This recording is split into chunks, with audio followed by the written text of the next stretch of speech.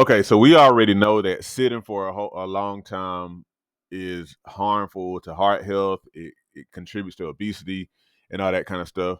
But now, standing is also associated with detrimental effects to heart health, blood pressure, et cetera, et cetera.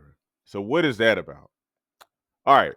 Now, so I will say that this isn't entirely new news. And perhaps you already know that, but I'll get into why that's not totally new news. But I came across a study, and this study was done by the Finnish Retirement and Aging Study, so out of Finland, at the University of Turku. I'll link to it in the description, so make sure you look there. And so I just kind of pulled out a few snippets of this article to read.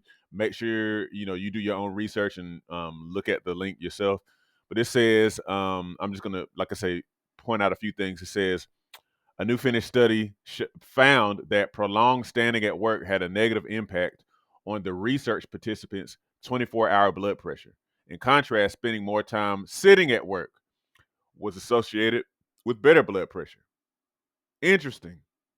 I've talked many times on this channel about how sitting for a long time has been associated with detrimental effects to heart health, among other things. This says that prolonged standing is actually worse on the heart or on the blood pressure in particular than sitting. The article goes on to say the study suggests that activity behavior during working hours may be more relevant to 24-hour blood pressure than recreational physical activity. Now, I've mentioned this kind of thing before. Let me say it again. It says activity behavior during working hours may be more relevant to 24-hour blood pressure than recreational physical activity. In other words, an activity that's done during the workday may be more relevant. I guess that even means more beneficial to one's 24-hour blood pressure than the recreational physical activity somebody does outside of working hours, the exercise, the formal exercise. You've heard me say stuff along those lines on this channel before. Um, and I wanted to point out this detail as well because I think it's just important to note about blood pressure overall. The article said 24-hour blood pressure is a better indication of how blood pressure stresses the heart and blood vessels throughout the day and night. So, in other words, you know how you go to the doctor and they take your blood pressure, you get that reading, that one snapshot of your blood pressure in that moment. So, that actually is not the best indicator of like how your blood pressure is overall. So it's really best to use like a blood pressure monitor for over 24 hours. That's not something I've ever done, but I would love to have one, to get one, to see what my 24-hour blood pressure is, to kind of to kind of get like a better idea, because that's going to really be a better measure of like how your blood pressure is affecting your overall circulatory or heart health. And then the last thing I wanted to pull out of this article was the following: physical activity at work can be harmful to the heart and circulatory system. In particular, prolonged standing can raise blood pressure as the body boosts circulation to the lower limbs by constricting blood vessels and increasing the pumping power of the heart. Now, I think that the first part of this is a little misleading because it says physical activity at work can be harmful to the heart and circulatory system. I could be wrong, but I think when they say physical activity at work can be harmful to the heart and circulatory system, I think that they're essentially saying physical activity such as standing, which I wouldn't necessarily associate with physical activity per se. But I say that even kind of based on what they say in the second sentence. In particular, prolonged standing can raise blood pressure as the body boosts circulation to the lower limbs by constricting blood vessels and increasing the pumping power of the heart. All right. So let me kind of give you my thoughts, and then I'll let you guys go on your merry way for the day.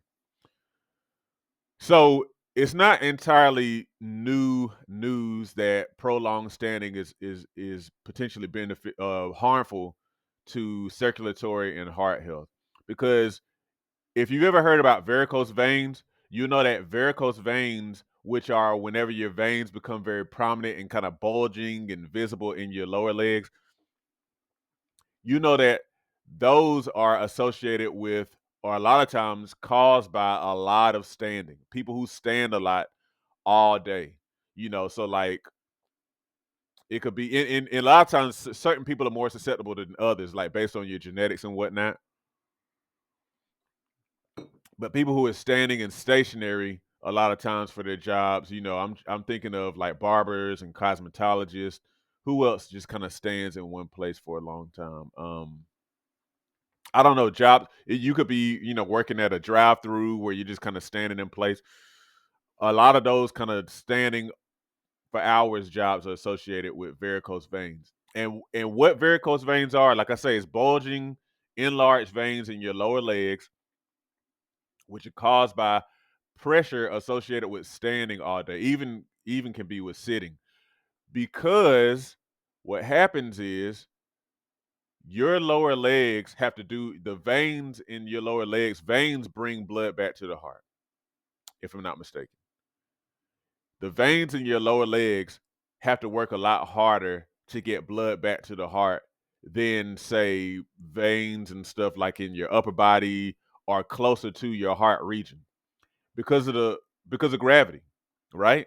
And so what happens is those veins get weakened because they have to try to work harder, to push um blood back, to the or they get weaker, and they're not as able to push blood back to the heart.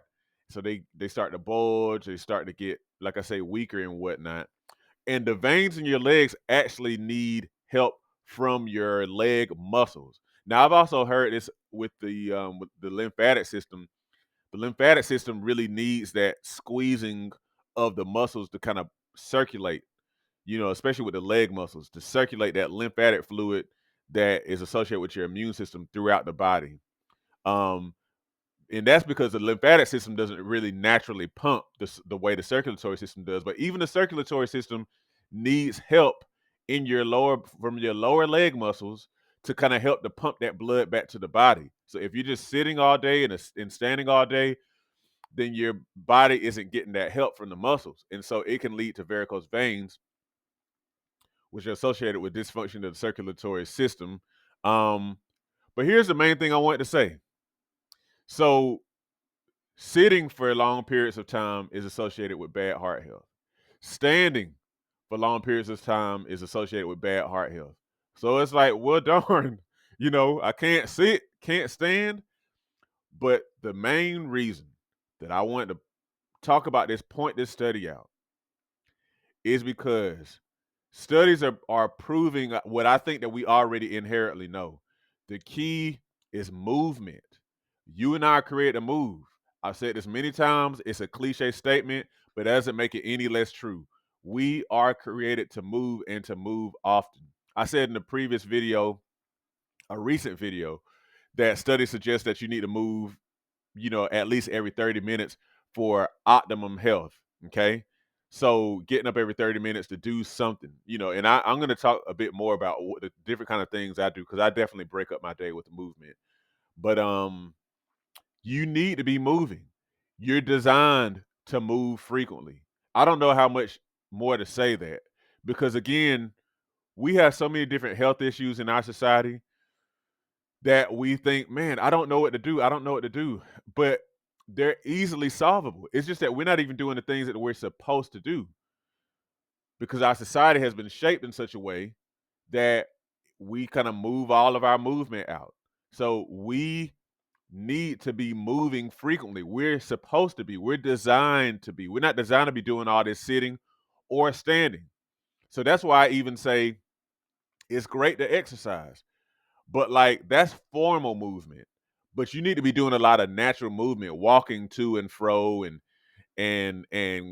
climbing upstairs and hills and downstairs and hills, and lifting stuff, moving stuff all day long. You're designed to be doing things like that.